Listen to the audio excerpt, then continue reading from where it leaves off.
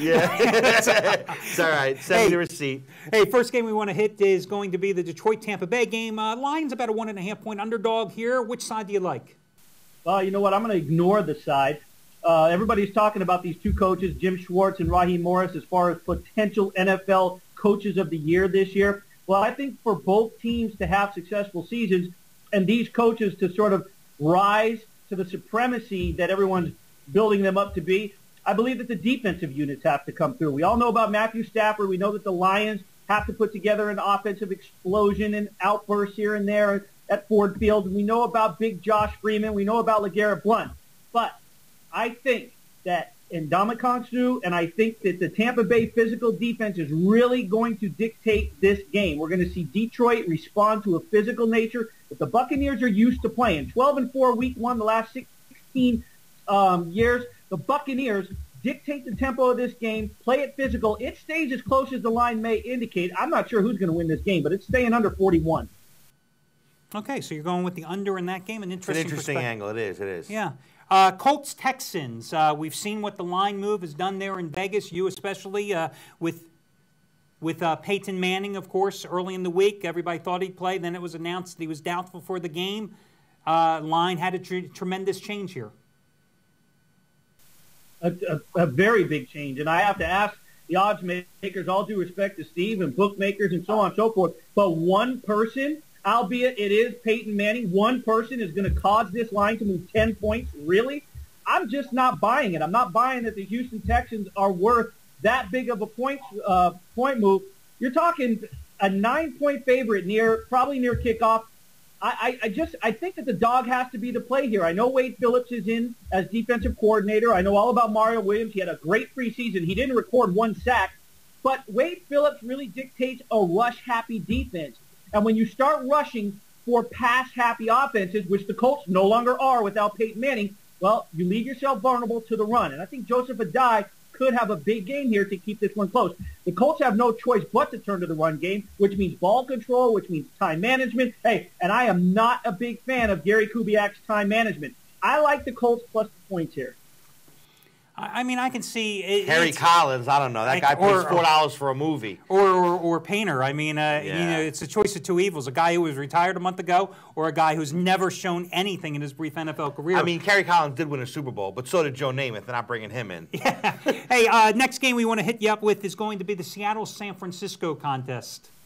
Yeah, well, that could be the ugly game of the week. I'm not sure. This has to be the worst quarterback matchup of the entire season. Tavares Jackson, Alex Smith. Which one? There should be an over-under of which one will be removed as starter first, because neither one of them belongs under center as far as I'm concerned. I'm really surprised Colin Kaepernick is not getting the chance, but I do like the home team. I like the points here.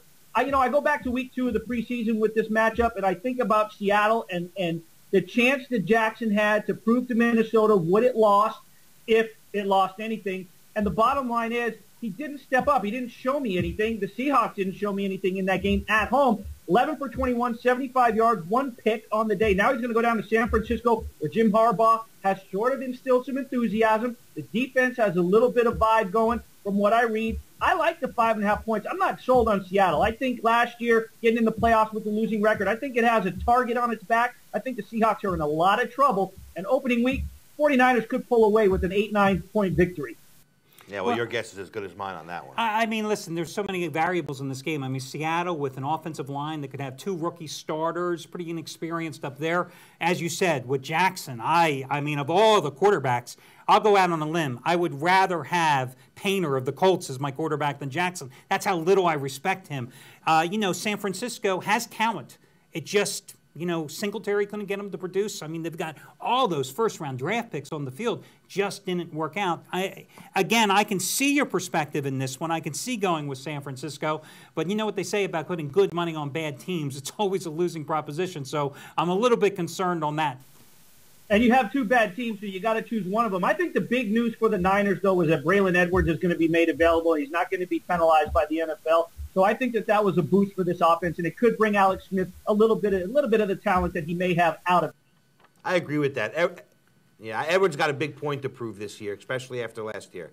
So you're going to go with the Lions Buccaneers under. You're going to go ahead and take the the Colts plus the points, and then you're going to lay the wood with San Francisco in the dog game of the week. Perfect. Got a total, you got a dog, and you got a favorite. Perfect. And hey, let's also remind everybody out there real quick, these are Chris's free plays. These are plays that we all have opinions on. They're not necessarily the best bets on the board. But Chris, I appreciate you joining us here direct from Vegas, and we'll definitely have you back as the show continues through the season. Chris Jordan, direct from Vegas. Okay, Chris Jordan of VegasAdvisors.com will be joining us frequently throughout the season. Thanks a lot for joining us here today. I think that Chris, gives us a perspective. This is a guy who was born and raised in Las Vegas. He's there. I think, in Las Vegas, I think from elementary school on, you don't learn reading, writing, and arithmetic. They actually teach you against the spread statistics in first and second grade. Yeah, well, Vegas, they say it's a sunny place for shady people, so Chris certainly fits that bill. Oh, I'm glad he isn't with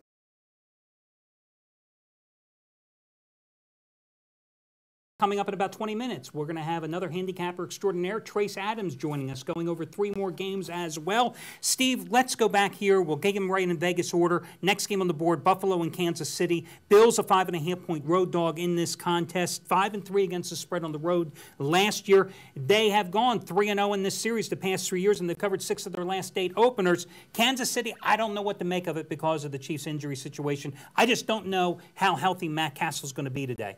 Well, I mean, Chiefs winless in the preseason, but we've seen that movie before with them, so no one's really worried about that.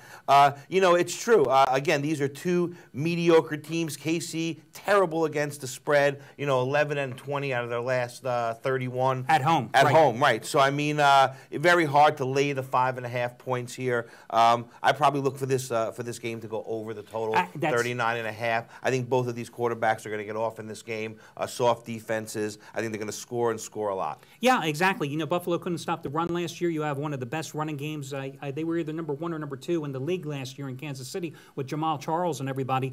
I think this is a 3-point game one way or another, so I lean toward taking the points with the Bills. But I'm with you, 39.5, unless they're having a typhoon at Arrowhead Stadium. I think the way to go is to play Which this one. we've seen that, too, before. Yes. Yeah, that's true. Last year, that's for a fact. I would go with the over. Guys, we've got lots more games to cover. And remember, if you missed any portion of the show, all you've got to do is go to the website. You see the URL throughout here at the bottom of the screen, and that will get you an opportunity to watch the show in whole or in part, whatever you want to do. We are going to be returning in just a couple of minutes again with Trace Adams is going to be joining us. We're going to break down the rest of the games on the board, and we're also going to be talking about Super Bowl proposition odds and cute little things like over-under win totals for the various teams as well. And that's all coming up in just a couple of minutes. And Steve, I'll tell you what, when we come back from the break, Houston, Indianapolis is going to be the first one on the board. We just touched on it briefly with Chris Jordan.